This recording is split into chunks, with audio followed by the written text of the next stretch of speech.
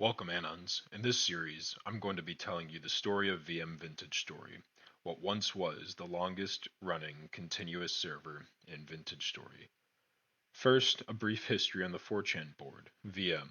Due to the speed and lack of quality posting on the V board in 2020, Hiromoot, 4chan's owner, made multiple new video game boards on 4chan, one of them being the VM board. VM was populated by players with a more niche interest in video games. This allowed Vintage Story to soon take hold here. Otherwise, the main V board would have simply brushed the game off. It would have gone straight to the archive. The story of VM Vintage Story started in late 2020, while the VM board was still in its infancy. Too Salty, one of the first notable players on the server, made the first Vintage Story thread on the VM board on 4chan to spark interest in the game. Because of this, some anons played the game and it hit a very particular nerve of 4chan autism for many of these anons. The in-depth crafting, hardcore survival mechanics, localized resources and environments, dynamic weather, and overall realism hooked new players who were looking for something more grown up than the block game alternatives they had previously been playing. It wasn't long for the first server on the board to pop up. Little is known about VM's first attempt at a Vintage Story server. It lasted around a week or two. The spawn was as rough as the settlements, and no one seemed to have a clue what they were doing. Punching a ram and dying to it seconds later was enough to filter most new players. The biggest issue for the threads were people refusing to play a Minecraft clone. There exists only two known images from this first test server. Despite its short life, architecture from this server helped inspire early builds in the VM Vintage Story spawn town. You can even see this build style's influence in starter builds for future settlements such as Sahara. With the rough spawn and lack of initial interest, the first test server failed. From its failing rose the server we know today as OG, or VM Vintage Story. The early days of VM Vintage Story were somewhat of an enigma among anything seen in modern block games. Complete strangers, connected only by the server's text chat and the 4chan threads, were able to cooperate and coordinate for months. While claims were enabled, no one claimed anything, and the economy worked on trust. The early players agreed here that this culture had to be preserved. This server would never have a centralized communication platform outside of 4chan and its in-game chat. The server embraced the freedom that 4chan allows for in the modern internet era. Freedom of speech and expression were seen in player interactions and builds. A lack of any major server rules allowed players to shape their own paths. These are some of the principles that became the hallmarks of VM Vintage Story's identity. The early player base was disorganized and had a Minecraft mentality towards spawn. That being, they'd spread out, but no one would venture more than a few thousand blocks on foot. Players would build settlements with their friends, but not fully fledged towns or cities. Chef's Hut, on what is now known as Lake Chef, was one of the server's first completed buildings. An Orthodox settlement was created in the east of Spawn.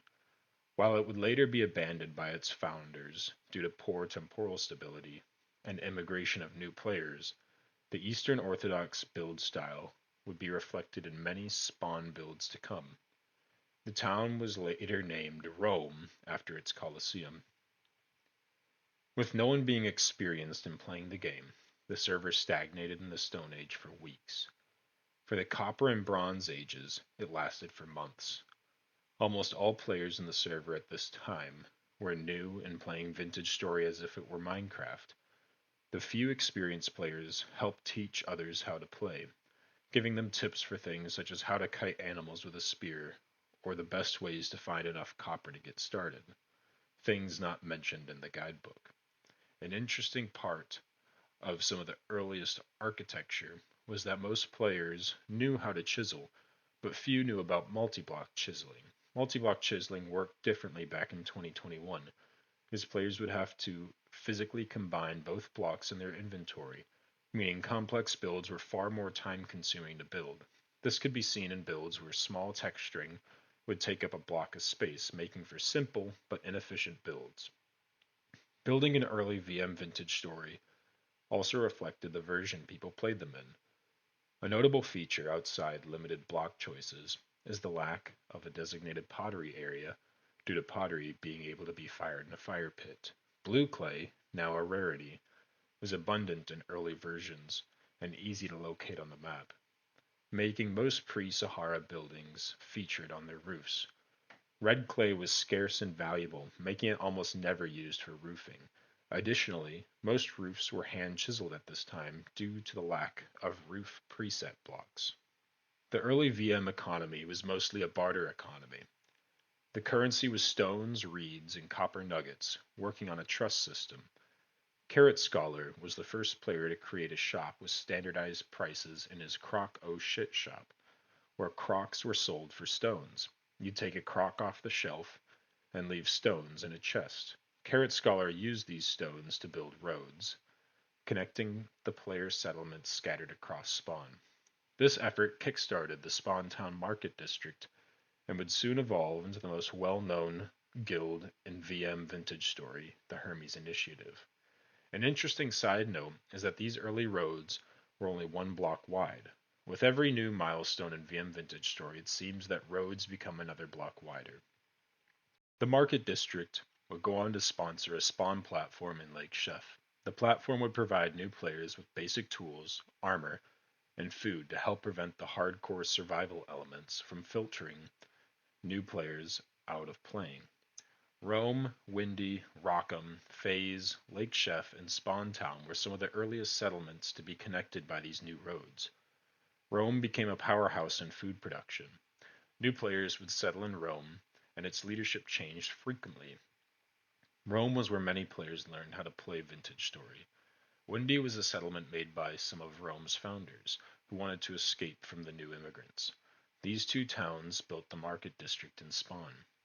Food was sold for stone and copper. The stone and copper went to the production of roads and towns in the Spawn area.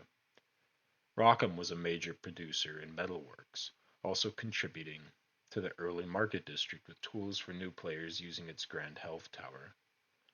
The market acted as a government and civic center for the server.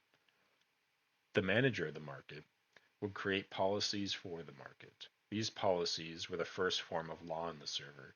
Notable policies included the barring of black bronze being used in the market's trade to uphold the circulation of gold and silver through the server, and the banning of wolf pup trading. These laws were enforced by the shopkeepers of the market and their followers. The talk of the market district created the first major spike in popularity for VM Vintage Story. Regular player counts went from 3 to 5 to 10 to 12 players online at once. This was relatively impressive given the board was sparsely populated in its infancy. The market would go on to have around 7 shopkeepers with more than 15 shops. Windy and Rome struggled to produce enough food to feed this influx of new players. Some of the more experienced players wanted an escape from the newer players. This combination of factors is what resulted in V becoming the first player to settle more than 10,000 blocks from spawn in a quest for salt flats. V created the town of Black Sands.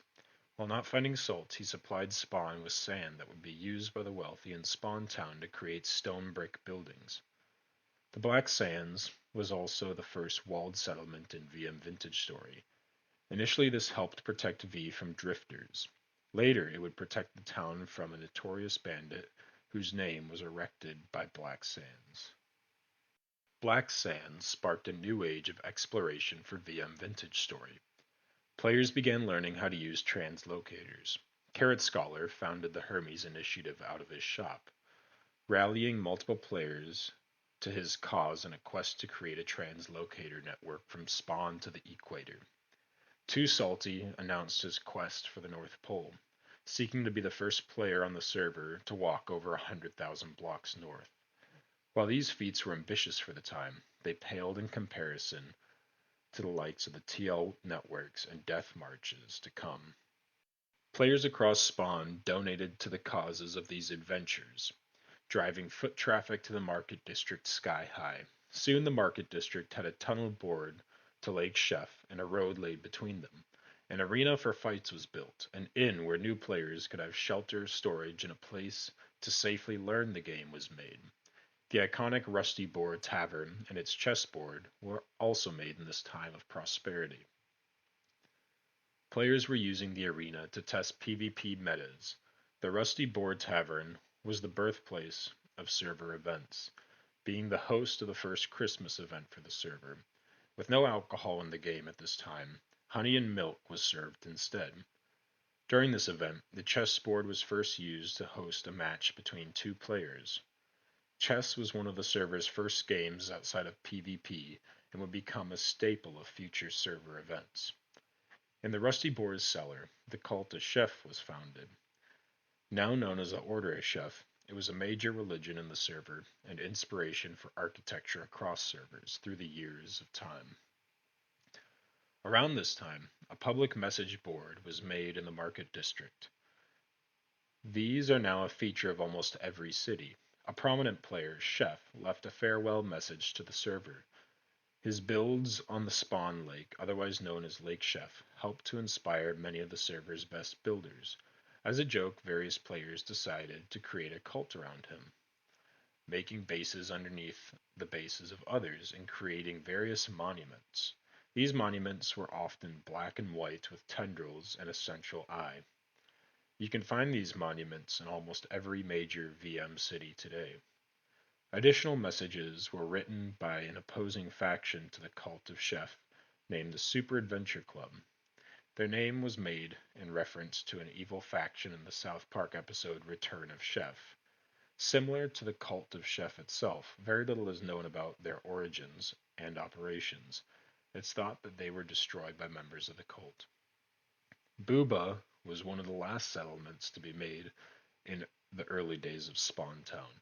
It was inspired by the Venus of Willendorf. Gravy Boy became the first major supplier of hand-chiseled furniture and figurines to the Spawn markets. To help fund its ever-expanding expedition, the Hermes Initiative constructed a shop of curiosities. Valuables found on the expeditions were being sold here for stones and temporal gears. Too Salty made it to 100,000 blocks north. The Hermes Initiative had almost made it to the tropics. These monumental feats marked the end of the server's Minecraft mentality for travel and labor.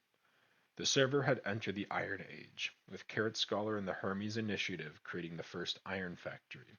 The factory was built along the original Hermes Initiative network. The people of Spawn saw a need for organization. The first government building was made where players could vote on issues and changes to the server. No longer was the government built around merchants. Power was given to the players. One of the first elections decided on the founding principles and policies of the server's bank. The bank was later titled the Wolf of Wall Street. It was named after a captured wolf that was featured above the bank. The bank featured vaults, a credit system, and metal-backed stock market. All of this functioned on signs, chutes, and hoppers. The bank marked the true end of the Stone era on VM Vintage Story, paving ground for the copper standard of currency. The players realized that this server was becoming something special. The history had to be documented. The first library was built in the server, hosting walls of signs detailing the early epics, tales, and copypastas of the server. Players began creating OC, art, and memes in the threads. Everything seemed great, but these good times could not always last, and the server's first true cities were about to rise. This is the first short summary I'm making of the VM Vintage Story server. The lore is rich, and if you'd like me to dive deeper into any parts of it, or if I missed anything, let me know, and thank you for watching.